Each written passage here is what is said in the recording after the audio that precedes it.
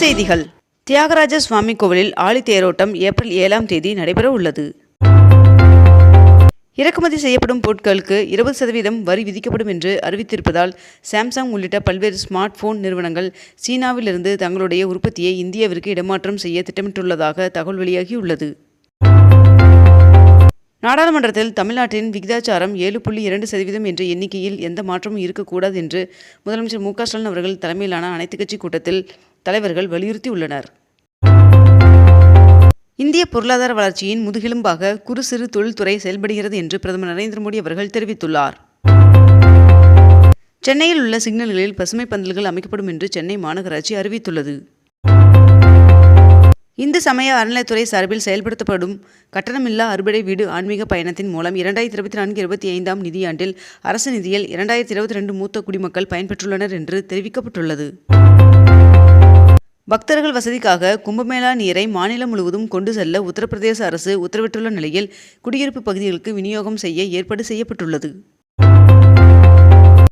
சென்னை மாநகராட்சி பகுதியில் கட்டிடக் கழிவுகளை அகற்ற கூடுதலாக 57 புதிய வாகனங்களை மேயர் பிரியா அவர்கள் தொடங்கி வைத்தார். பராமரிப்பு பணியின் காரணமாக இன்றும் நாளையும் சென்னை கடற்கரை தாம்பரம் இடையே 16 ரயில்கள் ரத்து செய்யப்படுவதாக அறிவிக்கப்பட்டுள்ளது. இந்தியாவின் 2வது ராக்கெட் ஏவுதளமாக குலசேகரப்பட்டினம் அமைவதற்கான முதற்கட்ட பணியாக பூமி பூஜையுடன் பணிகளை இன்றைய தினம் இஸ்ரோ தொடங்கியது. மத்திய உள்துறை அமைச்சர் அமித்ஷா அவர்கள் இன்று ராணிப்பேட்டை மாவட்டம் அரக்கோணம் அருகே தக்கோலத்தில் உள்ள மத்திய தொழில் பாதுகாப்பு படை பயிற்சி மையத்திற்கு வருகை தர உள்ளார். ஓராண்டு முதுகலை சட்டப்படிப்பு படித்தவர்கள் சட்டக் கல்லூரியில் உதவி பேராசிரியர் பணியிடங்களுக்கு விண்ணப்பிக்கலாம் என்று தெரிவிக்கப்பட்டுள்ளது.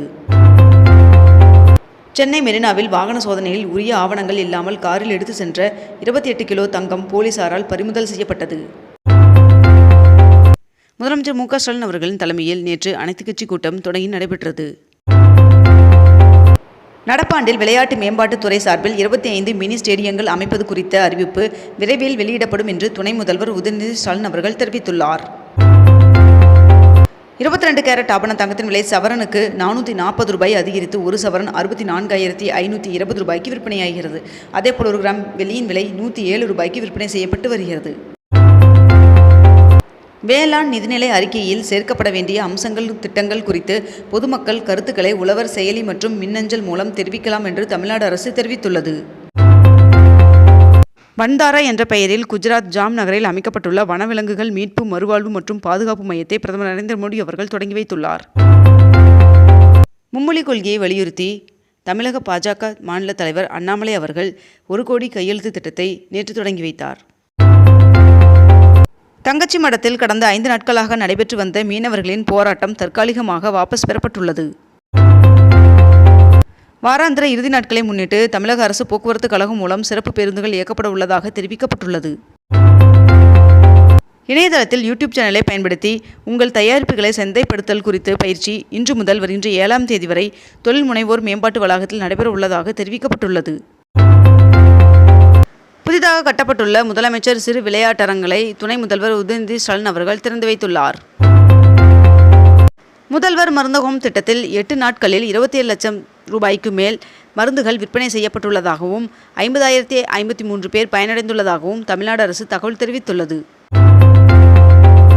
தமிழ்நாட்டின் கடற்கரையோரத்தில் மன்னார் வளைகுடா கடல் பகுதியில் ஒன்றிய அரசு மேற்கொண்டிருக்கும் கடல்சார் ஆழ்துளை எரிவாயு கிணறுகள் அமைக்கும் நடவடிக்கையை கைவிட வலியுறுத்தி பிரதமர் நரேந்திர மோடி அவர்களுக்கு முதலமைச்சர் மு.க.ஸ்டாலின் அவர்கள் கடிதம் எழுதியுள்ளார்.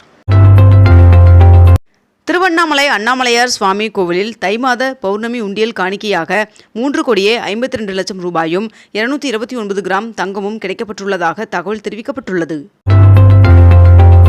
கோவை ஈஷா யோகா மையத்தில் தமிழ் பண்பாட்டை கொண்டாடும் வகையில் பிப்ரவரி 27ஆம் தேதி முதல் மார்ச் 9ஆம் தேதி வரை நடைபெறும் தமிழ் தெம்பு தமிழ் மண் திருவிழா எனும் பிரம்மாண்ட விழா நடைபெற்று வருகிறது. தமிழகத்தில் 11ஆம் வகுப்பு பொதுத் தேர்வு நேற்று தொடங்கி நடைபெற்றது. கரும்பிற்கான கொள்முதல் விலையை டன்னிற்கு 3,151 நிர்ணயம் செய்து தமிழ்நாடு அரசு உத்தரவு பிறப்பித்துள்ளது.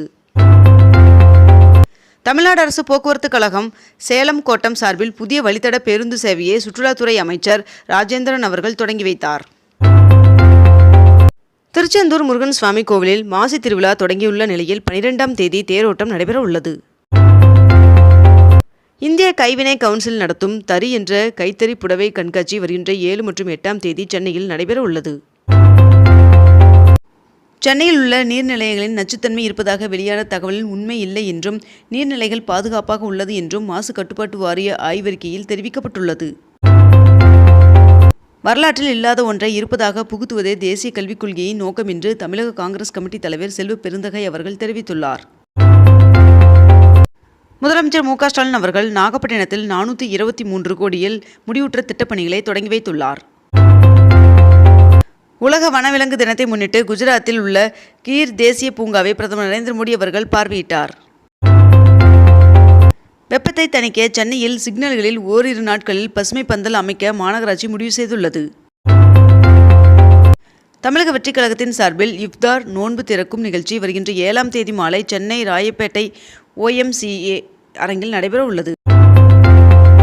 21வது ஆண்டாக வழக்கம் போல் 5 நாட்கள் ரமலான் நோன்பு இன்று முதல் மேற்கொள்கிறேன் என்பதை மகிழ்ச்சியுடன் தெரிவித்துக் கொள்கிறேன் என்று VCக தலைவர் திருமாவளவன் அவர்கள் தெரிவித்துள்ளார். நீதிமன்ற அவமதிப்பு வழக்கில் பெரியார் பல்கலை பதிவாளர் நேரில் ஆஜராக சென்னை உயர்நீதிமன்றம் உத்தரவிட்டுள்ளது.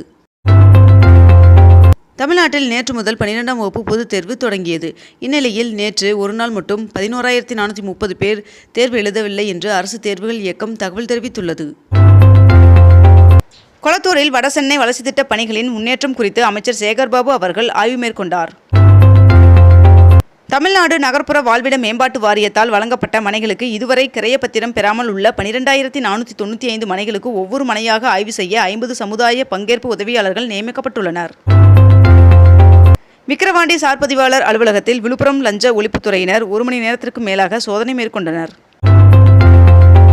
தமிழ்நாட்டில் கோவை, நெல்லை, திருப்பூர், ஓசூர் உள்ளிட்ட 4 நகரங்களில் சுற்றுச்சாலை விரிவான சாத்தியக்கூறு அறிக்கையை தமிழ்நாடு அரசு தயார் செய்து வருவதாக தகவல் வெளியாகியுள்ளது.